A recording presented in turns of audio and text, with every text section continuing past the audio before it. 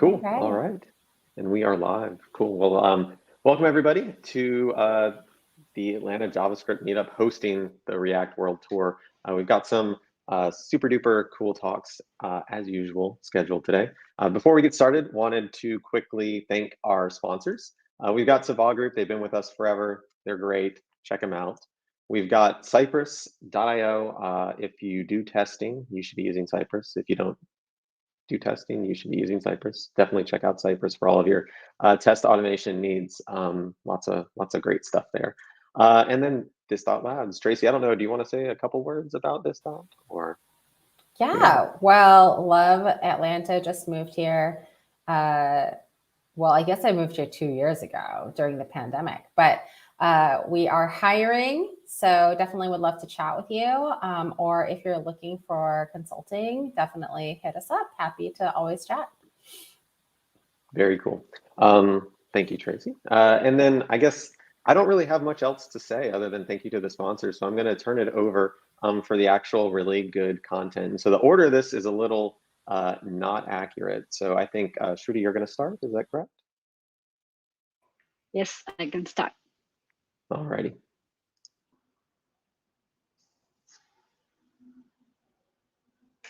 Cool. All right. Hello and welcome everybody to today's meetup.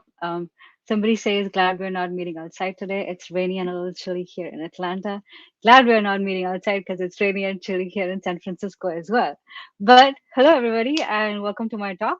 I'm going to be talking about what's new in React 18.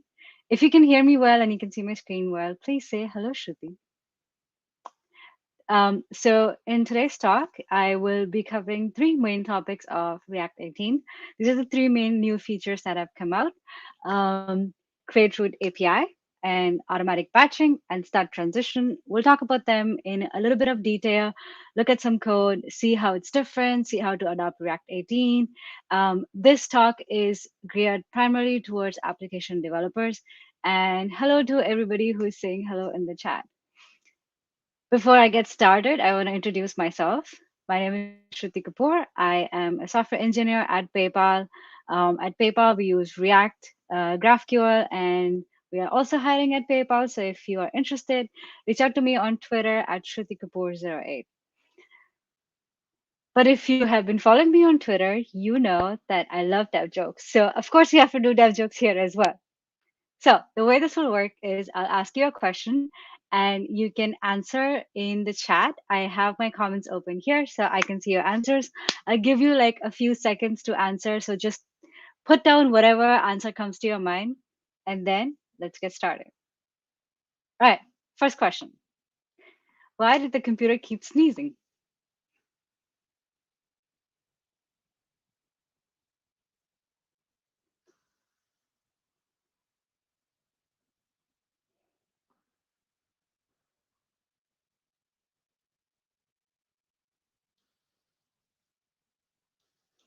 Mouse.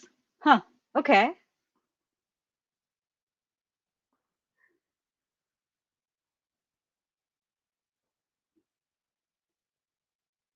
The computer it had a bug. Okay, I like that. I like that. That's very close. It had a virus. Or a virus, you got it this that. All right, next question. What did the proud React parent say to its kid?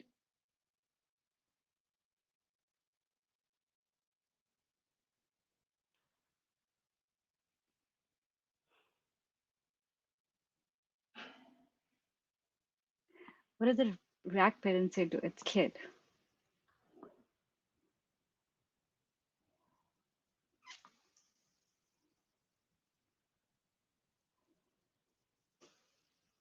I've got to give you props.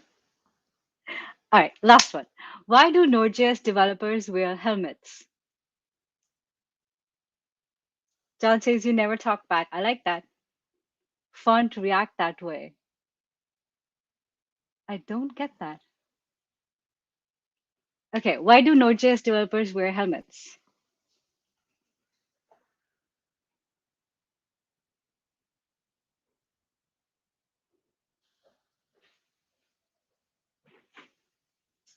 Oh, don't react that way. I get that now. That's funny.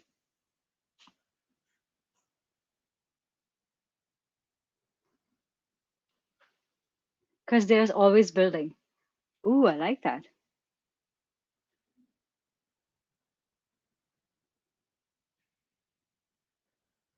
The secure headers. All right. If you want more dev jokes, you can go to GitHub at shrutikapur08/devjoke.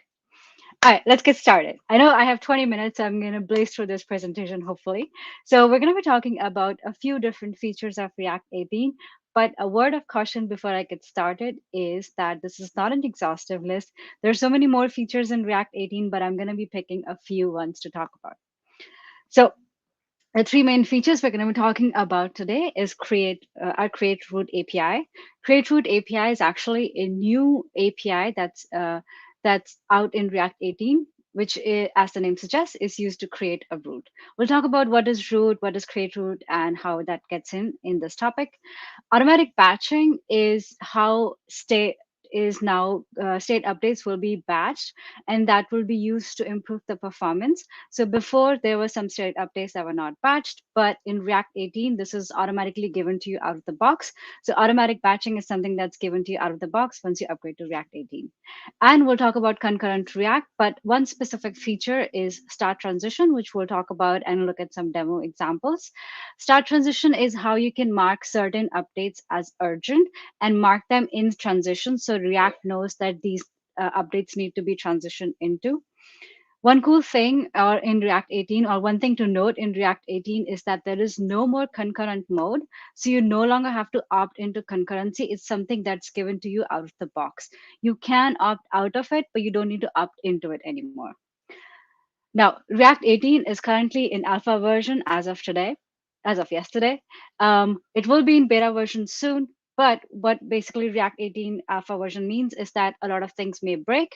So be careful when you adopt it into your own application.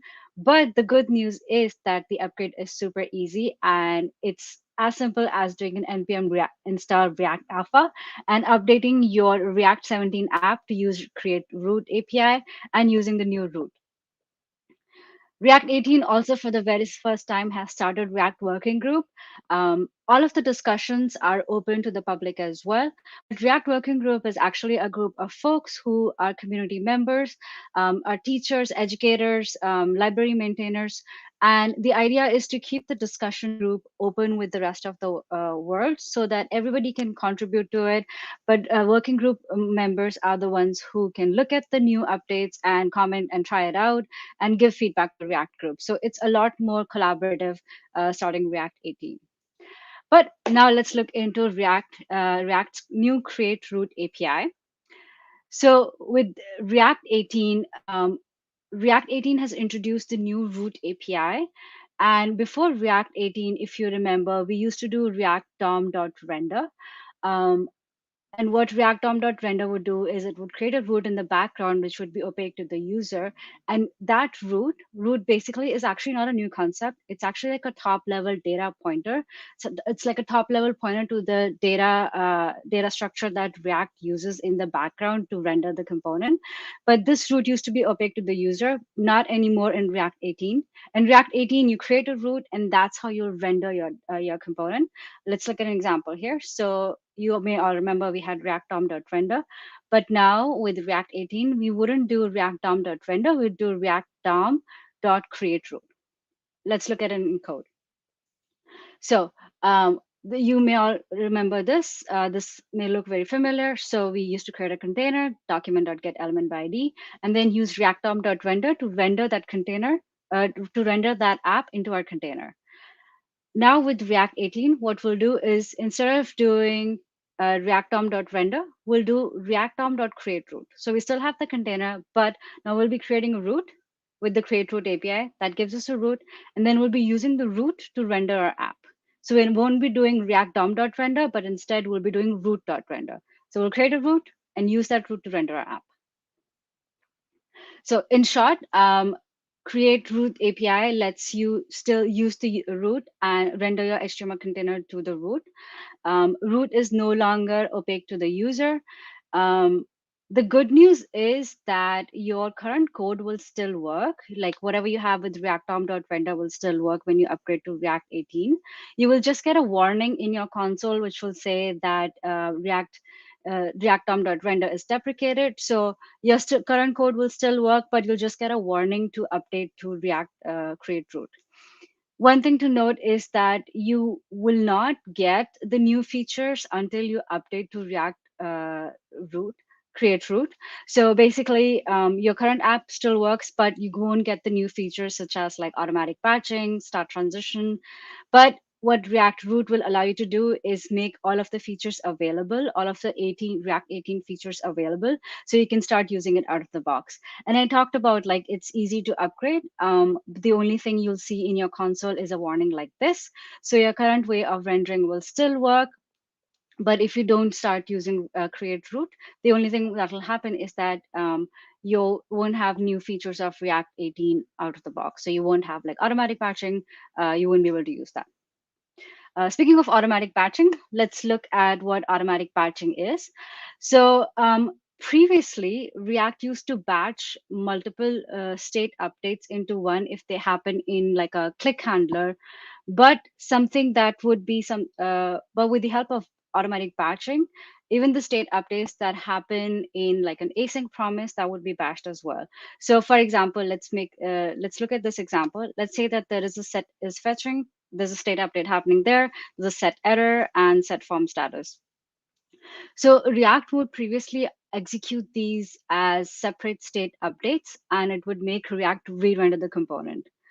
With the help of React automatic batching, these are all now going to be batched, and this reduces the number of re-rendering that's going to happen, and therefore helps in the performance of your application.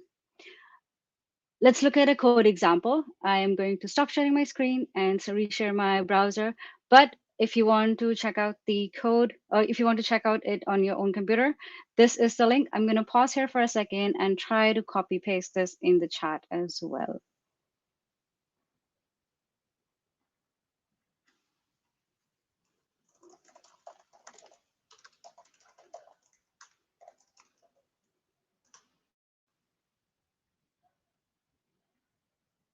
All right, sweet. Thank you, Tracy, for sharing this. I'm going to stop sharing my screen and then share again.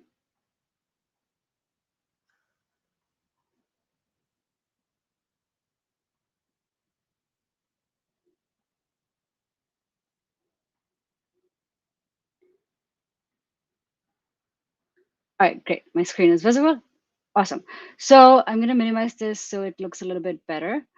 But this is actually it's like a counter app, but basically what's happening in the background is that I'm going to click next to show you what's, and watch out for what's rendered in the console. I'm going to move this up here.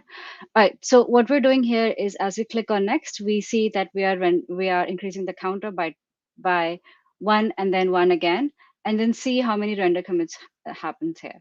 So let's go back to React 17, reload the page. Okay, so app is now, I've updated my React to React 18 alpha. I'm using an alpha version here. So this is npm install React 18 alpha.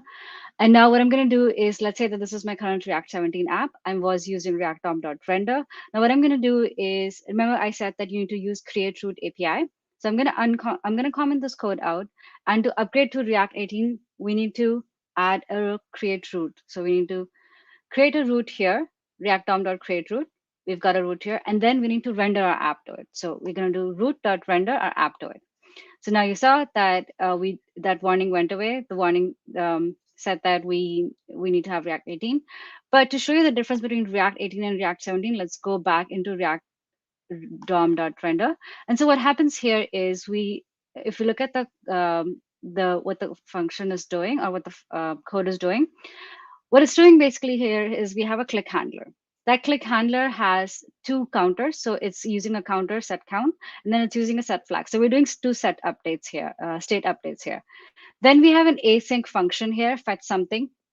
It's just an async function, and it also has two state updates here.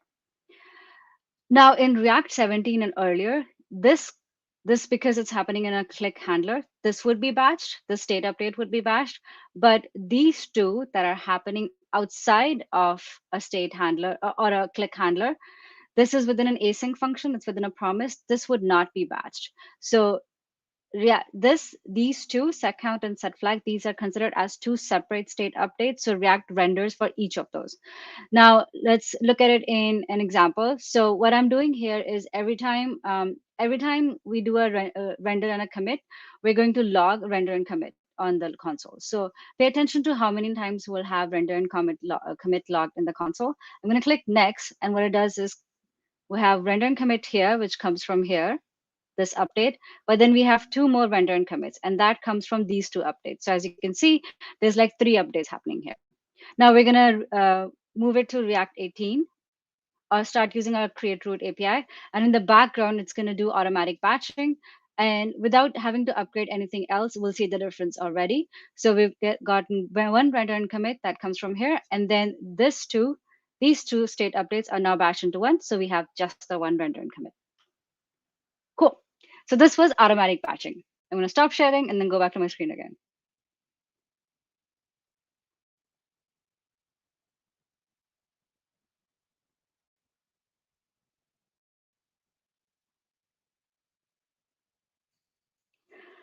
All right, great. So that was automatic batching. Basically, what we saw is that with the help of automatic batching, state updates that were previously not batched, like promises, set timeouts, even native click events that happen outside of the React boundary, they will also be batched. And it's really cool because now it'll help you in the performance of your React app and prevent in multiple re-renders. Behind the scenes, what is happening is that React need to know when to actually re-render the component or re-render the app or like batch multiple updates, and it did not know like where to update or did not know which microtask it was. So now with React 18, React knows that those updates happening in an async block are also part of the same microtask. So what it'll do is it'll wait for those microtasks to finish and then update. So it basically gives information to React 18 that anything happening in an async block is also a microtask. In simple words, actually, Dan Abramov explained this really well.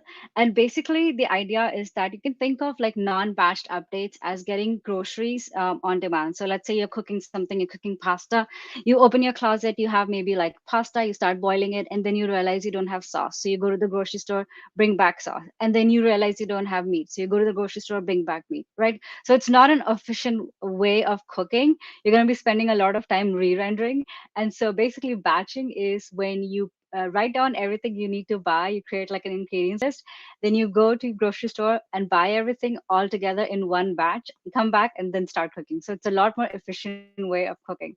And so that's basically batching, automatic batching. So basically automatic batching with the help of React 18 is available to you out of the box, but you can opt out of it with the help of Flush Sync if you want to. All right, last feature we're going to look at is going to be Start Transition.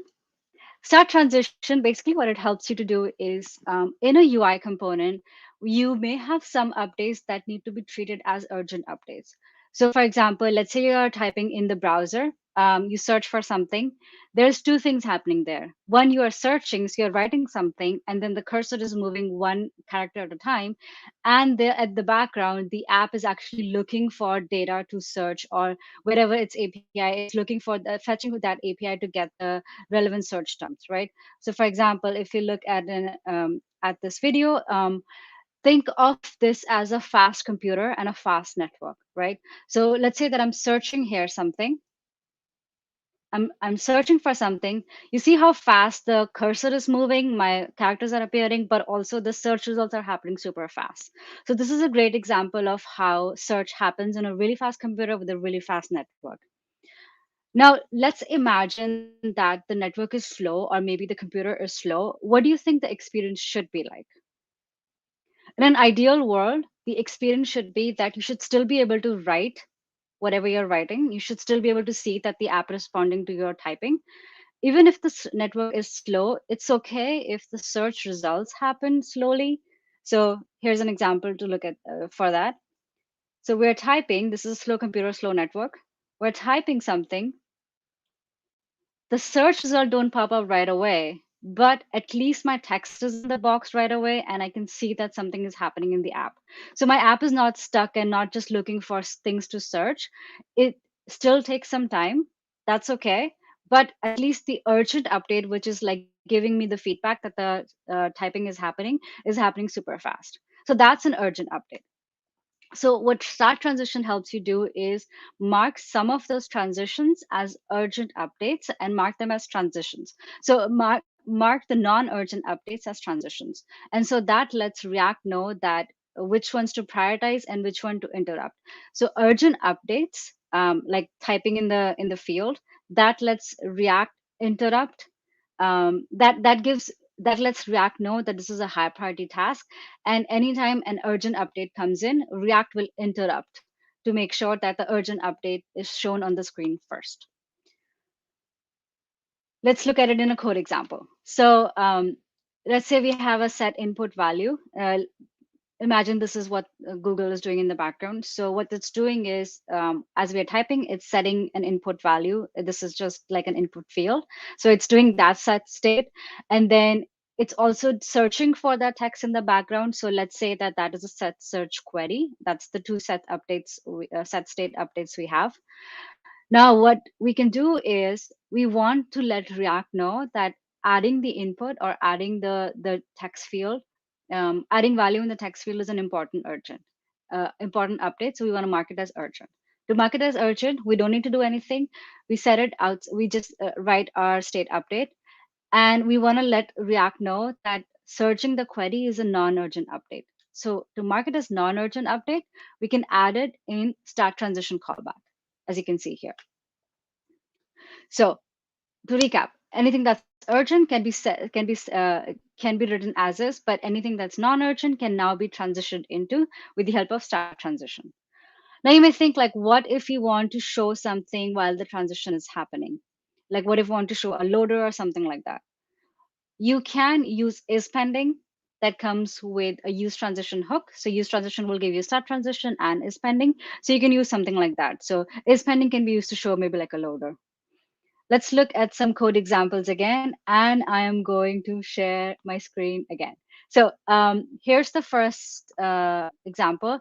I will share this in the chat as well. Actually, I'll share two links in the chat so you can open this at your own time. And thank you, Tracy, again for sharing this. I'll share my screen now.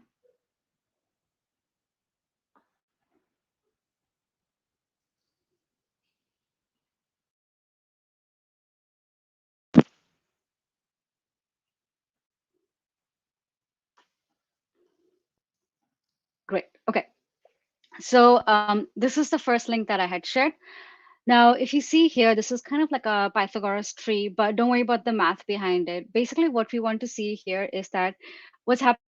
What this app is actually like a really complicated app that renders this tree.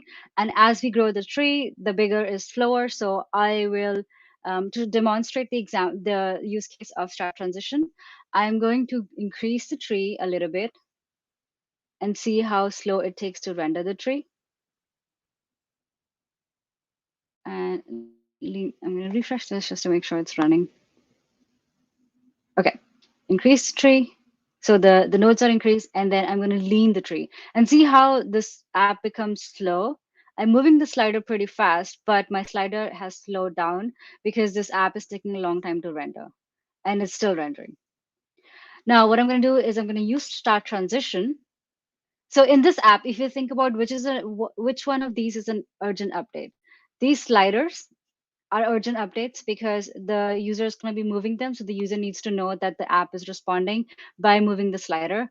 This actual re-rendering of the tree is a non-urgent update because it's okay if it doesn't render right away. At least my slider should move right away with my click, right? So now I'm going to use start transition. I'm going to move the slider. And you see how my slider is responding as fast as I am moving, even though my app is not re-rendering, or my app is not rendering the tree as fast, but at least the slider is moving as fast as I am moving. So that's what start transition does. Let's look at another example. So here, this is an example of using multiple tabs, and multiple tabs is rendering different tabs of different rendering a lot of data on the page. And this is also a great example of where start transition could be helpful. So basically, what is happening in this app is that we have like a lot of data in here. I'm going to uncomment start transition and comment set value. So what we want to do in this is that we have a lot of data on this. So it's like a very heavy app, I guess. But when we switch tabs, the urgent update here is switching the tab. So as a user, I need to know that my app is switching tabs, even though the data is not rendering as fast. So when I switch between tabs, you see how it takes a minute to like load and then move to another tab. So that's how this app is slow. And if we move to start transition, now let's try switching between tabs again. So the switching of tabs happens immediately, even though the data is not rendering as fast. So even though the performance of the app itself is slow, it's okay because the user knows that the app is doing something. So it's not stuck. So that's start transition. I'm going to stop sharing my screen and share my screen again.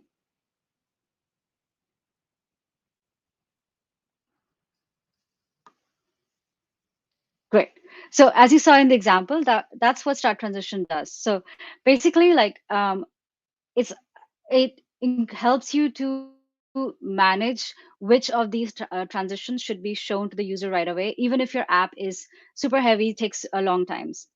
So basically, where can you add start transition? You can add it basically in two places. One is where the rendering of the app itself is really slow and it takes time for React to perform a lot of work. That's where you can let React know to mark certain updates as urgent. Another one is where there is slow network.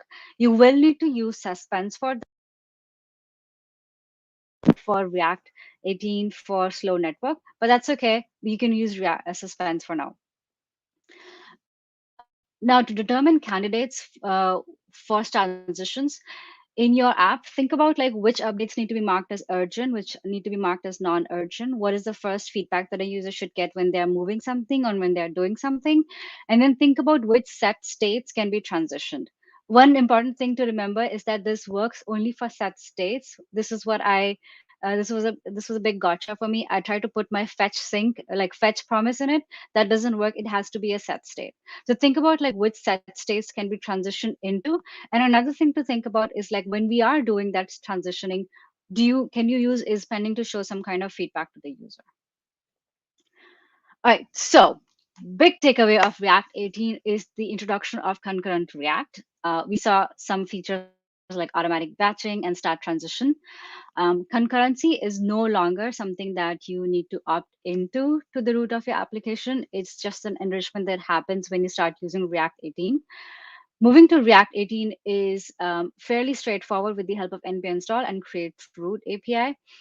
There should be minimal breaking changes. With the help of React 18, you will get concurrent rendering out of the box, which is really great. And moving to React 18 can be done like this. So you do npm install React 18 and you add create root element. So that can give you a root and then you can use that to render your component to that app. Some noteworthy discussion threads in React 18 group that I want to highlight that if you want to learn more, you can go check it out is, first of all, this one that I really liked, which is Glossary Explain Like I'm 5.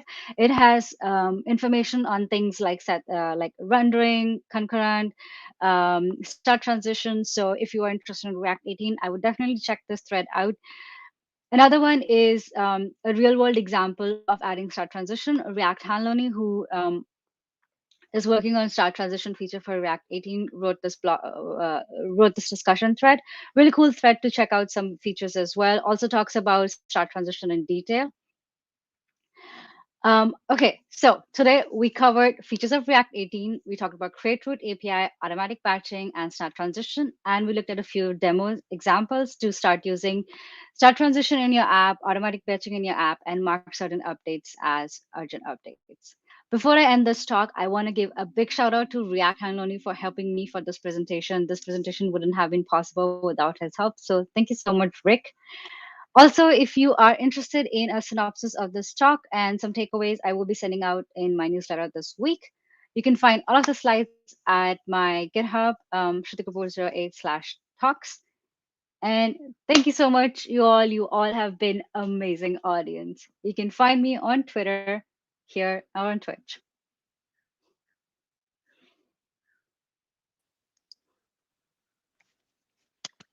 Thank you so much. I appreciate it. And I guess who's next?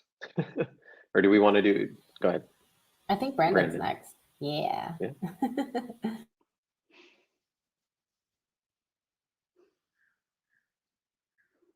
Okay. Make sure I can see comments. All right. Hello, everyone. My name is Brandon, and I am the creator of Blitz.js. And I'm going to give you a quick kind of whirlwind introduction to Blitz. And let's get started. So for the past 4 years, I was like this guy, happily building full stack React apps. I was fully content to put up with the complexity and struggle required to do so. And I did that because I loved building user interfaces with React more than any other way. But the honeymoon ended, and I became increasingly frustrated with everything it would take just to get to ground zero, to all the libraries to install and things to configure before I could even start building features. Anything that got in the way of me building features slowly depleted my morale. I really wanted to love full stack development again. I wanted to be extremely productive again. I wanted to focus on building features instead of doing all the boring stuff that made me want to leave work early.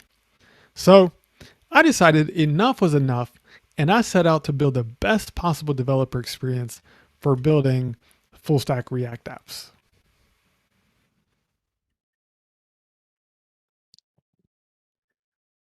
Now, there were two things that I had to have to achieve the developer experience that I was going for. Number one, it had to be monolithic. Monolithic means that there's only one thing to reason about when you're thinking about your application. There's one conceptual thing to develop, one conceptual thing to deploy, and it just is so much simpler versus having all of these sort of microservices that you have to juggle around together. And I got into web programming through Ruby on Rails, which is monolithic. And there's just a level of developer experience and speed that you can achieve with that you can't achieve without it. Secondly is I had to get rid of the API layer. The API layer in React apps is the biggest source of complexity, confusion, slowdowns, headaches, heartaches, etc. And I wanted to get rid of it. But how can you do that? Like I mentioned, I got into web through Rails, and Ruby on Rails is traditionally server-side rendered, and so there's no API. And at the time when I first started Blitz, announced Blitz, this would have been February last year, SSR server-side rendering was the only thing that I knew of to get rid of the API layer. And I was like, well, that's important enough to me to let's just make this as a constraint and go for it. And that's how the initial prototype was. The initial announcement was like that, and people were still excited. But I didn't love it. And so me and the other early Blitz contributors were just thinking and talking and trying to figure out what could the architecture look like. And one day I was laying in a hammock in Thailand pondering this, and I asked myself, what would this look like if it was easy? And I suddenly had this picture flood my imagination of me writing a function that runs on the server, and inside that function I would talk to a database or whatever I needed to do, and then I would import that function directly into my front-end component, and it would just magically work. Basically like a normal function call, except it would magically happen over the network. And I was like, wow, that's super cool. I wonder if that is even possible, if we could even make that work. Well, it turns out we made it work, and it is one of the It is the flagship feature in Bliss.js, and one of the reasons that people tell us that it makes them 5 to 10 times more productive than other stacks. So I'll tell you about that more in a little bit. But first, let's talk about some of the basics about what Blitz is. Next.js, you have most likely heard about it. If you haven't, it's a super solid foundation for building any type of React app. It's a hybrid framework that lets you do all the different kind of rendering modes that you can do. So you can have server-side rendering, or just static, like client-side rendered, or static page generation, like Gatsby has been known for, and then also API routes. And you can do that on a per page basis. So it's super flexible and has automatic bundle splitting built in for your pages, etc. And you can deploy it to a server or serverless. So we were like, hey, Next.js is awesome. It's going to be the perfect foundation to build on. But if you've ever used Next.js to build a full stack application, you'll know that it's super minimal and there's a ton of work that you have to do to use it to build a full stack app. And that's where Blitz comes into play. So Blitz is a fork of Next.js that adds power features for building full stack apps. Now, I want to emphasize that we keep up to date with every Next.js release. So we get all the new features that Next.js adds, but we just, and we stay Next.js compatible, but we just add a bunch of extra stuff on top that makes it even more awesome.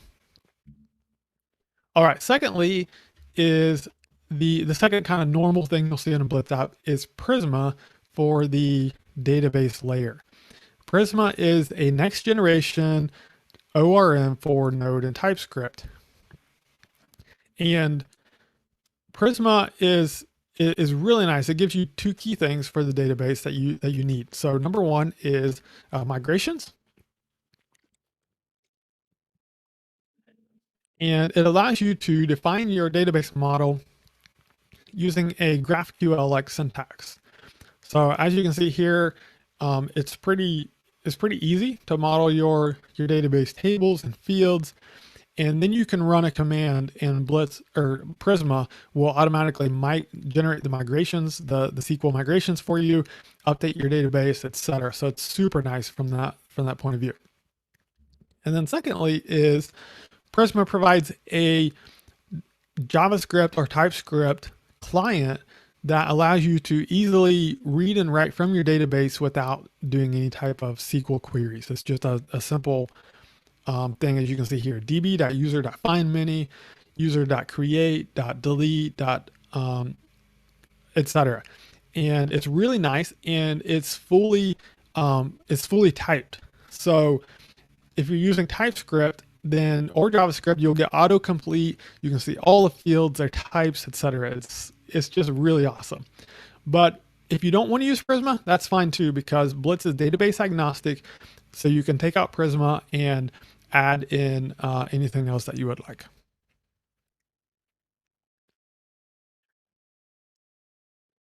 All right, so let's go through a few foundational principles. I've already talked about the first couple: full stack and monolithic, API not required, convention over configuration. This means that you shouldn't have to configure something just to get working. It should work by default out of the box, and then let you configure things optionally if you want. So the opposite is configuration over convention.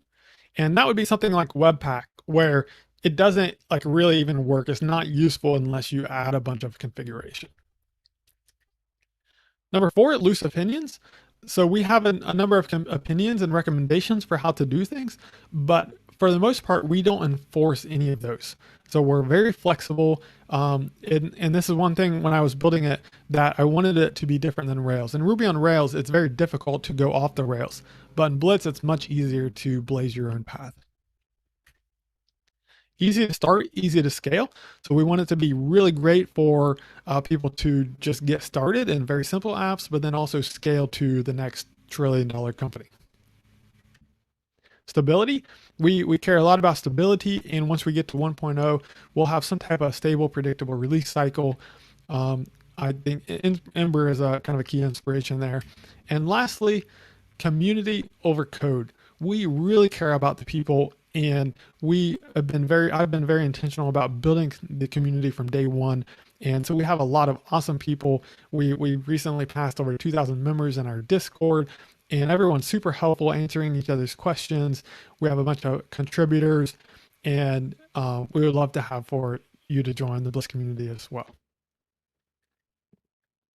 All right, so what will you notice when you start using Blitz? The first thing is you'll see that a bunch of the boring stuff is already done for you.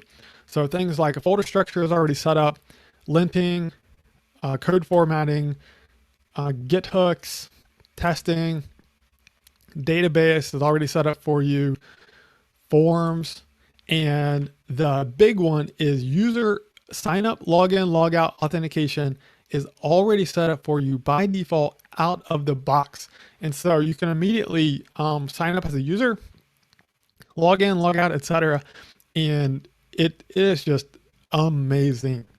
You have to try it. And then we also have reset password flow in there as well.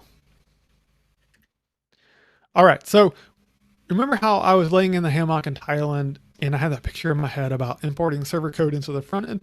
So how that actually works is what we call the zero API data layer. We abstract the API into a compile step. So we replace out that function import with a tiny HTTP client that will make the data request over the network for you. So there is an API, just like serverless still has servers. There's still an API here, but you as a developer don't have to mess with it. You don't have to use REST or GraphQL. You just write functions and call functions, and it just works. And in Blitz, these are called queries and mutations. Those are the kind of the magical folders. If you have a queries folder and a mutations folder, you put a file in there, and it's turned into this automatic API thing. All right, so let's look at some live code. All right, so here I have generated a brand new app. I ran Blitz new React World Tour, and the first thing it does is it asks me a number of questions about what type of app I want to create. So TypeScript or JavaScript, and then you can pick the full template or a minimal template that doesn't include database or anything like that. And then which package manager you want to use and which form library. And then it generates all these files. Now, this is quite a lot of files, so don't be overwhelmed. Most of this code is for authentication. And so take your time to go through it. So what we're optimizing not for like, there's only 2 files here. It's so simple. Because when you go that route, then as soon as you need to build anything real, you have to keep adding a whole bunch of files, going to docs, looking up what it should be, copy, paste, etc. And so we just generate all the files that we know you're going to need if you're actually building something useful. And so just take your time to go through it and get familiar with them. But the good thing is once you understand what these files are, it's the same for every single Blitz app that you come across. So each time you build a new Blitz app, you have the standardized, everything's there for you. If you go work on an existing Blitz app, like very likely they're using this same setup. And so it's very, makes it easy to like, every Blitz app will have this same kind of familiar feel. So we automatically install the dependencies for you, automatically set up the database, and set up your Git project. So now we're in here and we can run blitz dev.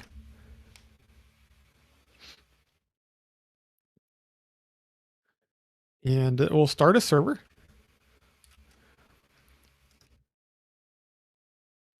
And we'll go to the browser.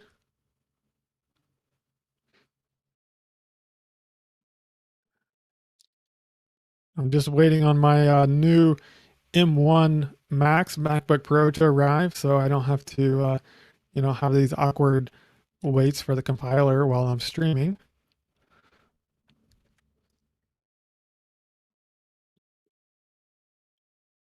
Well, there we go. All right. So now we have this just kind of basic getting started. It has some quick tips for you to do. But the thing you'll notice is that there's a sign up and a login button. So let's go ahead and sign up here. Enter an email and password, and boom, we are immediately logged in as a user. We have a user ID, a role, etc. We can log out, log in, and it just works. This is super, super awesome. All right, so now let's kill the server, and let's say we're going to build like a project management app or something. And so we have this command called blitz generate that lets you scaffold out a bunch of code very easily. So we're going to create a project. So we're going to create all files. So you can create like something else, like just certain things, but we're going to create everything. And we're going to, so the model will be project, and we'll add a name field on that project with a type of string. And we could add more if we wanted to. Okay, let's see what happens. All right, so this created a bunch of files for us. And so a number of pages, and then queries and mutations. So this generates all the files that you need for all the CRUD operations: create, read, update, and delete. So all the basics that you need for getting started all the way, and then also adds that model to your database. So we're going to say, yes, we want to go ahead and migrate the database.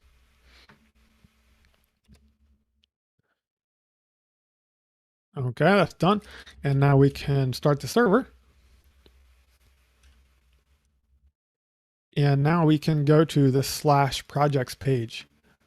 So this is /projects is one of the pages that it generates.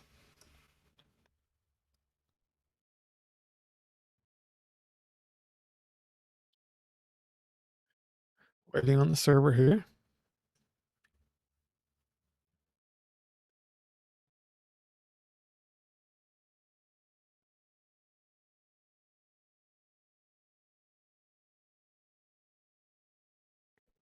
I killed it mid-load. Wow. My computer's having a rough day.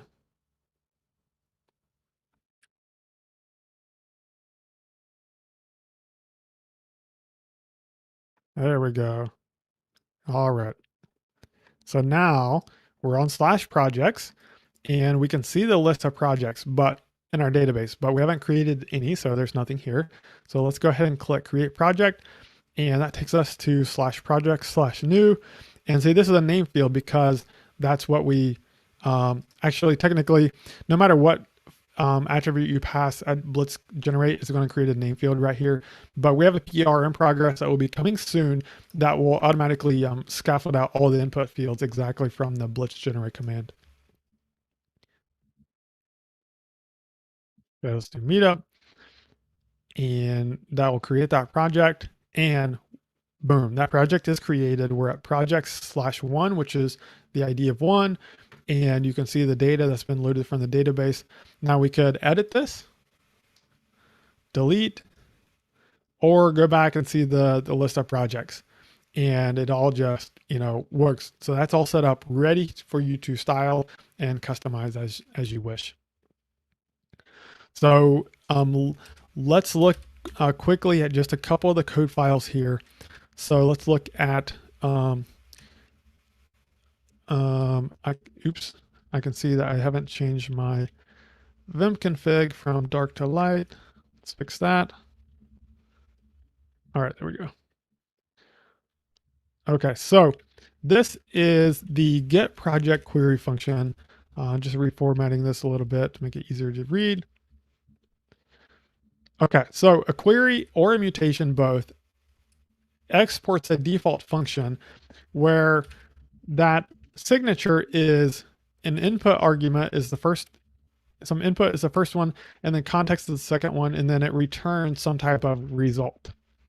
Okay, so that's it's a very simple signature, but we have this resolver.pipe. It's a functional pipe utility that pipes the input from one function to the next. And we have this in here by default because it really simplifies a lot of the TypeScript stuff and authorization. So the first thing in this pipe is this Zod utility, where we use Zod to validate your input data. Zod is a really great library. It's like Yup for just input validation, form validation, etc. And we have it installed for you, set up. So this will validate the input to make sure that your input data is valid. And then secondly, we call resolver.authorize, which is going to ensure that you are logged in. Okay, so if we're not logged in, you'll get an error.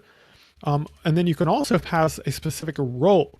So if you want only admins to be able to access this, then you can add in the admin role here. And then you'll not only have to be logged in, but have that correct role. And then we get to the actual business logic, or like something specific to this Git project. We take in an ID, and then we call Prisma db.project.find first. And we look for the project with that ID. We return that. And then if it doesn't exist, we throw an error, and then otherwise we return that project. Okay, so that's very simple. There's no HTTP stuff here. All right, so how do we use this? Well, let's go to the project ID page, and we import that Git project. So that function we were just looking at, we just import it straight here, and we pass it to the use query hook, which comes from Blitz. You pass that in there, and then your arguments, which is, in this case, is project ID, which comes from the URL. Okay, and that just returns a project, and then you can just use it. It just magically works. And you'll see that the TypeScript works automatically. So you get auto completion here. Hold on, project dot. So you can see there's ID, name, created at, updated at. It's just all works there without any, just magically. So your types flow all the way from the database. This comes from the database all the way to the front end. Your data gets there without any REST or GraphQL, and it's super cool. So you'll have to go try it out on your own. All right. We have a few more, just a couple quick slides I'll breeze through. So we have a fully typed routes manifest, which lets you, gives you static typing for all your routes. And then it allows you to move your pages around without breaking your link. So this is something that's really powerful. We have Blitz recipes, which allows you to set up third-party integrations, super easy, super quick. And we have, sorry, I was just checking the chat there. We have Blitz console, which allows you to run one-off commands in your console. This is very similar to Rails console, if you're familiar with that. We have features for letting you easily add social login. We have middleware. We automatically serialize and deserialize dates for you, things like that. So lots of powerful features you have to check out.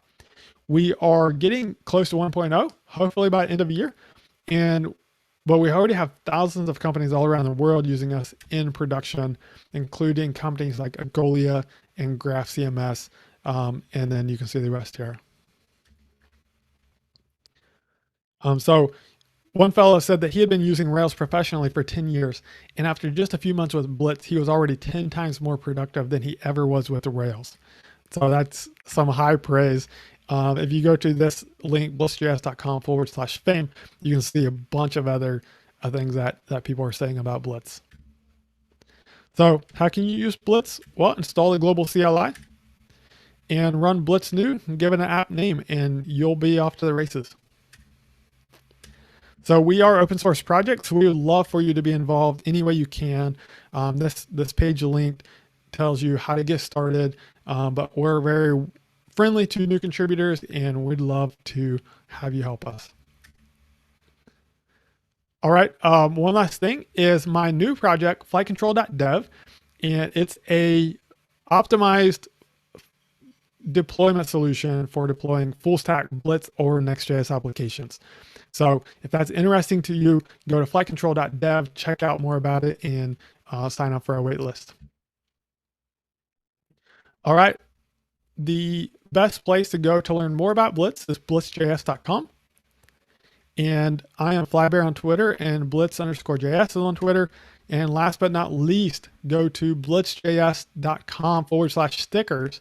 Put in your email address, or sorry, not your email, your physical address, and we will mail you free stickers anywhere in the world. We have a bit of a backlog right now, so it may take a little bit to get to you, but we will get you free stickers. And that's all for me. Thank you so much.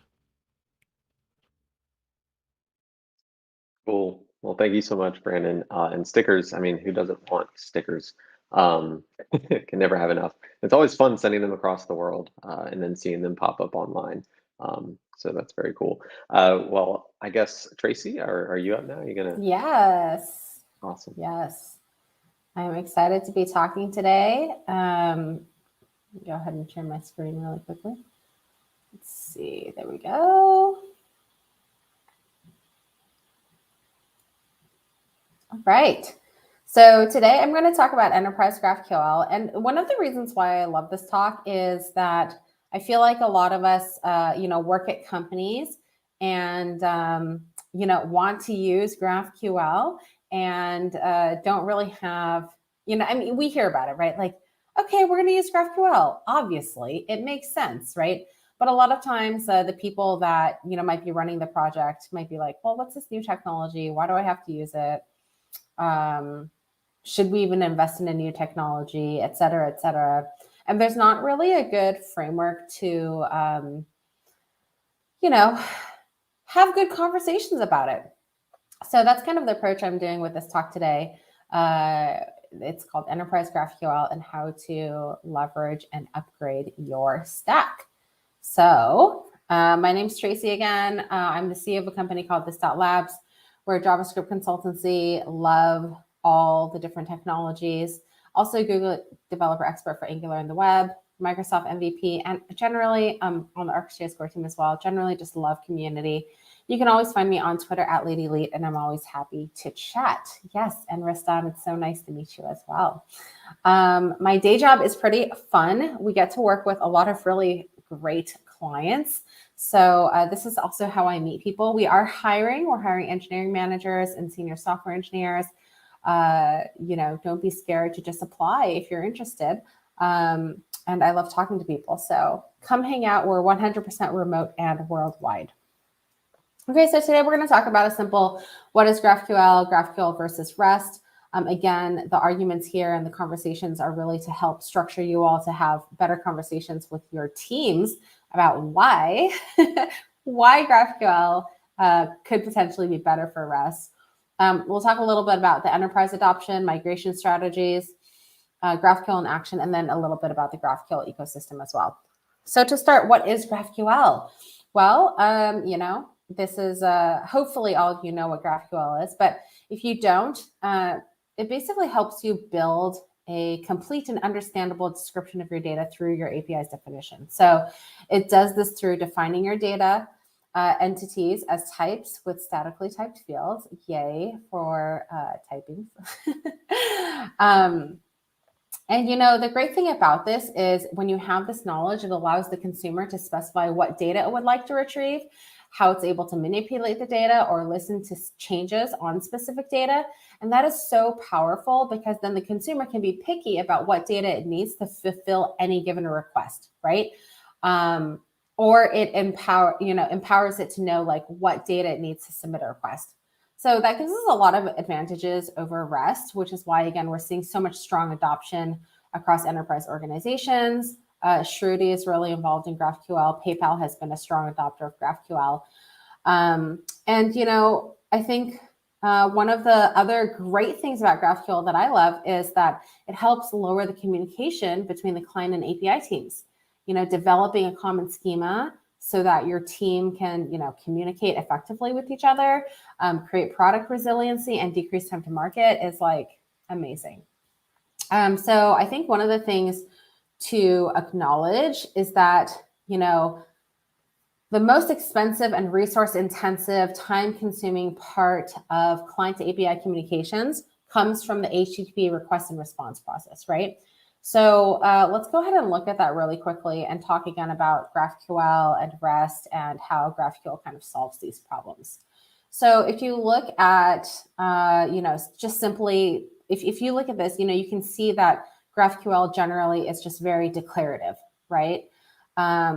So in this example, we're just running a query to retrieve a single user record by its ID and returns that record's ID, name, email, and role. On the left, you'll see the query where we're defining the query's name, which query operation to use with the specified inputs and a list of the fields that we would like returned. And on the right, you'll see the JSON response body returned containing a node with our query and the data received. So again, you'll note that it's awesome how the structure of the return data matches the structure of the initial request. So I think one of the first major problems that GraphQL solves is improving performance by optimizing the data retrieval process, right? So with REST, of course, one of the key problems is underfetching. You're not getting back enough data. So if that happens, then you have to either make multiple calls to fetch all the required data, or the client has to provide additional query parameters. It's poorly documented. It's hard to understand. But GraphQL comes in and says, hey, you're able to request the exact data you need in full with a single request and eliminate all the multi-requests. And you can specify the additional data in a clear manner. So what? So magical. Why isn't everyone using GraphQL? There's reasons, obviously. But on the other side, you also have overfetching, right?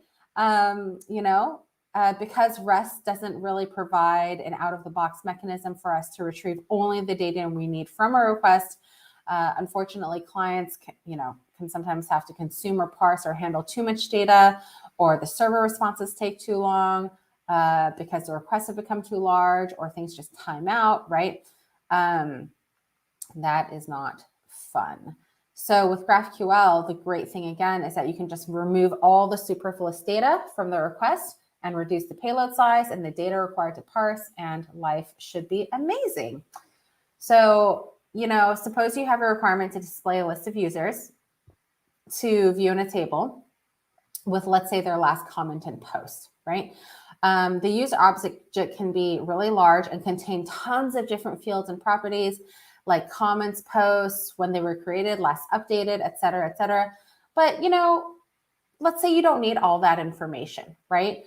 You can see how we could have requested this data in a REST API. It gives us all the user fields and a list of all their comments and posts. But this request is going to take much longer to return because the client has to parse way more data. We don't know the exact shape of the data, and the user is now paying the price of the slow response and render time. But with GraphQL, again, amazing, because you can just select the data you need, done. Now you only have the lightweight response data to display, and the server response and the client render are both reduced in terms of the size. I think another issue is the all or nothing, right? So typically when an error occurs while processing a request in traditional REST, the full request fails, and we're typically left with like a 4x or 5xx like error code, right? And an empty data response. The all or nothing approach is, pretty bad experience, right? Because the client only knows about the error that occurred and none of the potentially retrieved data. But GraphQL allows for better user experience because it returns all the retrievable data and any errors that occurred. So now instead of a blank error page, or other client error handling, you can just show the user a partial response and inform them, hey, errors occurred. So that's nice too. I think batching is also a big issue, right? So batch support. So in out-of-the-box REST, you can only hit a single endpoint and retrieve data for a single data set at a time. But with GraphQL, it comes with batching operations for your API to be processed out of the box. And this really helps support data intensive pages like dashboards. I mean, who isn't building a dashboard these days, I feel like, where data is retrieved, aggregated, and displayed from a potential like multitude of sources. And again, this often causes long load times, right? So here you can see kind of like the example, right, where we see our query operations batched in a single query request. Now we only have to wait for a single response and do a single re-render with the retrieved data, which is amazing. And there's also server client tooling like Apollo, where you can actually automate this batching and write components with their individual operations, and Apollo just group them into a single request to the server. So I think that's the other thing I really like about GraphQL, like the tooling that is around it and kind of the ecosystem that's been developing.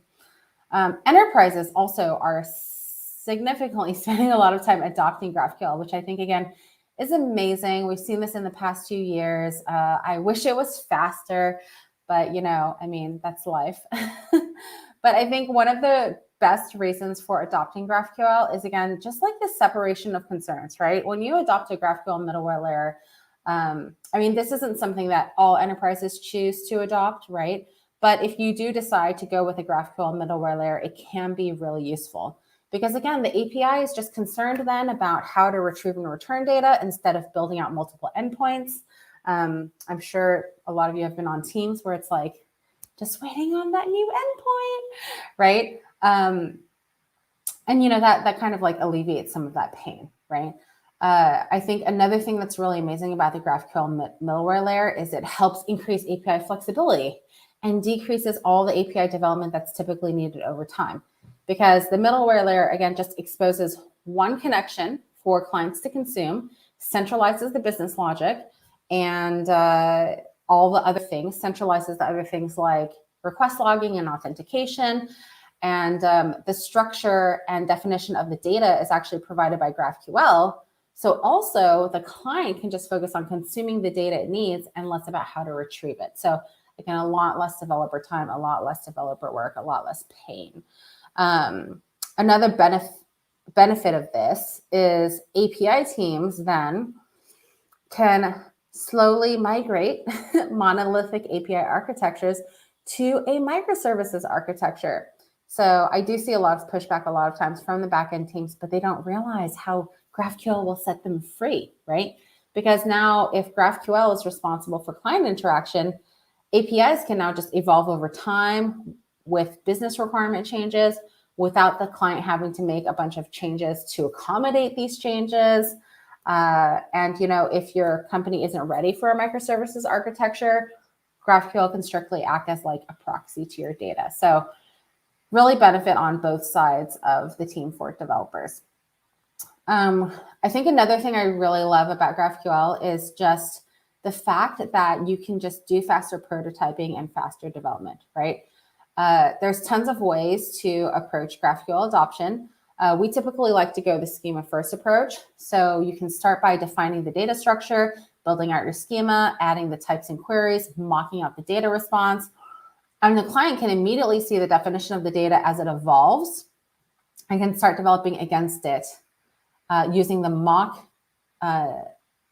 everything while the real API and data layers are built out and validated. And I think that's awesome because, again, you're just not waiting for, you know, one team to finish one thing. You can go a lot faster, I feel like, on the client side of things. Now, it does require, of course, the client and API teams to both agree to something. But again, I think this is like the benefit of, you know, GraphQL kind of helping from a communication standpoint, right? You have to agree on a data structure while development is occurring, but decrease development cycles, right? And decrease time to market. So another reason why GraphQL in enterprises is really important is because it's such a great and natural fit for component-driven architectures. So, you know, if you know the structure and definition of your data, your components can request and retrieve only the data that they need to interact with, right? And then that means, okay, all of a sudden you're able to create an architecture with smaller stateless components that can easily be reused and composed to be ingested by stateful components. And again, really, really, really valuable. Another thing that I love, because I love any types of types, yes. But there's a very strong typing system in GraphQL. So it forces you to define what fields are required, the types of those fields, right? So that means components can be written in a more intuitive and data-driven way, making them less error-prone, hopefully more resilient, less value checking overall, hopefully. And I think that's amazing. Also, like, because mutation inputs are also strongly typed, GraphQL informs the component of what fields will be required and what the types of those fields are. So there's no more like guessing if you need an int or a double, etc., or if those values need to be like formatted in a specific way, right? Again, it's just a much better user experience and really helps decrease those development cycles. There's a lot of ways, like I have these conversations a lot about adopting GraphQL and like, okay, well, how do I go about it, right? So I'll talk a little bit about that really quickly. Again, we kind of recommend starting with your schema. We feel like it's the most effective way to go. There's here's an example schema, for example. And I think another thing is, once you have a schema, then you can actually just concern yourself with how to get data, right? So utilizing the power of resolvers, right? I feel like this is a lot in the power of GraphQL. So the resolver's job is when data is requested, it's responsible for retrieving that data. So this can be done in whatever way you define, like a call to your service layer, directly to your database or data layer, or even an HTTP call to another service. And not only are resolvers responsible for retrieving the data for a query, but they can also be utilized to resolve individual fields in a data type, which is also amazing. So this is an example of a resolver in Node with Nest, and Lauren did mention Nest, where we define our user resolver, which will be responsible for retrieving data for our user queries.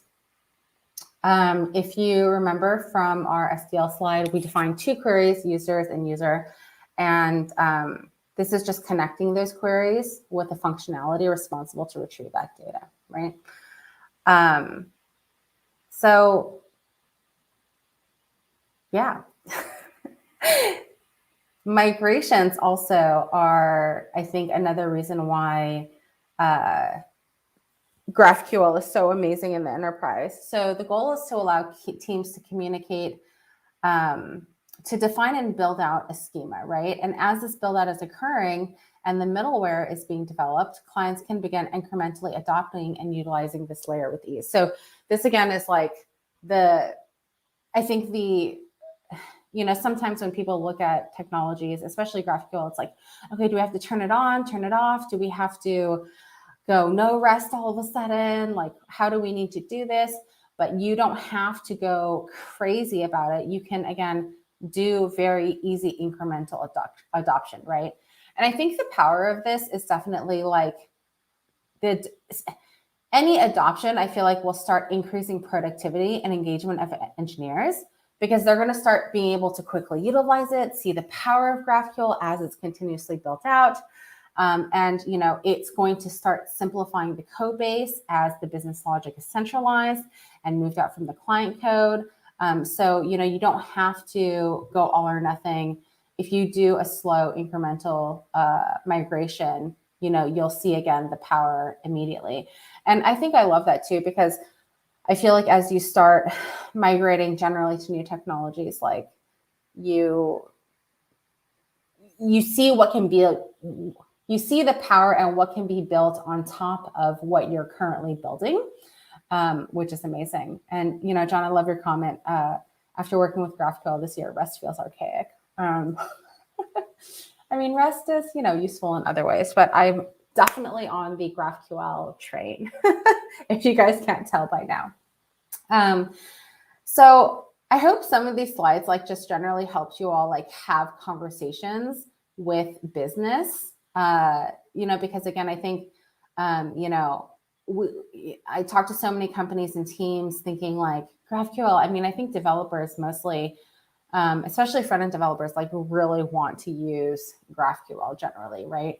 But I've seen them have a hard time convincing backend teams. So when backend teams realize that like GraphQL can actually help them too, hopefully they'll be happier. And then I think also there's a lot of just general business reasons as to why GraphQL would be amazing for, you know, for companies to just go faster generally, right? Like the prototyping, you know, the just like being able to build things out faster. And again, I think like as developers, sometimes we're just like, hey, we just want to use the new technologies, or at least, sorry, that's not, well, maybe sometimes that is what we do. But I feel like business also sometimes feels that like, well, you want to use this new thing just because it's new and shiny, right? But they don't see why the power of GraphQL is so useful. So again, hopefully some of these slides kind of helped you build a better conversations around why your company should potentially adopt GraphQL generally. So another thing, again, that I mentioned earlier is GraphQL's amazing ecosystem, right? There's so many things in GraphQL that help you be successful. And, you know, it's very similar to like, I feel like what Brandon from Blitz is building out, right? Like React all of a sudden is just becoming like the JavaScript underneath, right? And then there's this like amazing tool on top of it. So Apollo, I feel like, is very synonymous with GraphQL these days. It's the most popular GraphQL implementation, I feel like. It provides tooling to help you aid in building, querying, and managing your app's data graph. Ships with Apollo server that helps you build out your graph's SDL and connect it with existing data sources. The platform, again, also supports the incremental adoption. So again, less scary, I feel like, from an adoption perspective. It also ships with REST data sources. Well, it's a REST data sources tool for integrating your REST APIs quickly and easily. Apollo Federation allows for a gateway to sit in front of one or more of your APIs implementing services. Apollo platform also has Apollo Client. So it has libraries for, you know, the most popular front-end libraries, including React and Angular. Has built-in cache and state management tooling out of the box. I mean, there's just a lot of amazing things if you haven't checked out Apollo, so definitely do that. AWS Amplify and AppSync, definitely really popular. You know, it's a tool. This is a tool chain created by AWS to quickly and easily create, configure, and deploy scalable web apps in the AWS ecosystem. AppSync uses your schema to create, configure, and maintain the required AWS resources. There's a first-class API gateway support and Lambda functions that help expose your GraphQL API. And, you know, if you haven't checked this out yet, it's really great to help accelerate your app development. Hasura, also a great tool if y'all haven't checked it out. But this directly connects with your database and builds out a GraphQL given your database schema. Awesome. And it currently supports Postgres and MySQL with other database support coming out into the future. I don't know if they've had any recent announcements for more, but definitely check out Hasura if you haven't yet. And there's also Graphql. Graphql is one of my favorite tools. Well, Graphql and GraphQL Playground, right? They're both IDEs for testing your queries, mutations, and subscriptions. They'll connect to your GraphQL endpoint and allow you to explore your schema side by side. And then Playground can actually also be enabled on your server and directly connected. So yeah, just like really fun things again happening and a lot of really great things happening generally in the GraphQL ecosystem. We also host State of GraphQL and GraphQL Contributor Days. So you should definitely check that out too. I really enjoy GraphQL Contributor Days because it's like 30-something people who are working on GraphQL ecosystem stuff, a lot of people from the GraphQL Foundation, and just being able to listen in on like what's happening, what's new, what's the latest, and you know, also being able to participate in the chat on, hey, well, what do you think of this? What do you think of that? Is really useful. And then also there's a State of GraphQL that I host with Eve from Moon Highway, or have hosted in the past from Eve from Moon Highway. This happens twice a year, and you can definitely check that out too. All the stuff is on this.media. And yeah, so we're hiring. Definitely email me if you want. You can always email me, Tracy at this. I am local to Atlanta now, and I will be here for a while. So also hit me up if you have any like good food recommendations, because I'm always looking, and I'm always having good conversations with Randall about food that I've recently found. Indeed, yeah. Super glad you're local now, and you said for a long time. So I Yes. think this is being recorded, so we'll hold you to it. Yeah. Cool. I just had a couple closing slides that I just wanted to share Yeah, with folks. for sure. We've got an event coming up. The We Are Developers JavaScript Congress is coming up. Check it out here. And we have one other event, which I cannot recall off the top of my head, but we will definitely send out an email. And I think that they gave us some free tickets, or at least a discount code. So I'll send that shortly. Closing really just with two things. One, opportunities. Cypress is hiring literally in every place you could possibly imagine, and some that you couldn't imagine. So if you're interested, check out the openings at cypress.io/jobs. And if you don't see something that could be a fit, you can hit me up, and I can maybe see if we can pass your resume or yourself along to someone for a position that's not yet kind of defined. And then I had a slide for you, Tracy, but you've mentioned it so many times. Yeah. I don't know if you want to, mention it again, but I know you're hiring. Yes, thank you. Yeah, I mean, I know there's a lot of folks here online who are not from the Atlanta community, so hit me up. I mean, both myself and Randall, I feel like we're happy to always just like chat and hang out. And, I think that's where opportunity comes, right? It's like you just have to open the door, say hi, and then like you never know. Absolutely. No, completely agree with that. And then if you are looking to hire, you're looking for an opportunity, we still have our job board up, so you can access that here at this URL. And then obviously follow us, please, everywhere, so that you can stay up to date on what we're doing and see what we've done in the past. Recording of this, I believe, should also be posted. This event should also be posted to our YouTube channel as well. And last but not least, I'll close with my favorite quote, favorite slide. A candle loses nothing by lighting another candle. So if you want to get involved with this group, either by presenting, planning, anything, hit me up. We're down to totally work on something. As Tracy said, always have good conversation. So with that, I'll just close it out, and thank you all for joining us today, and we'll see you next time. Thanks, y'all.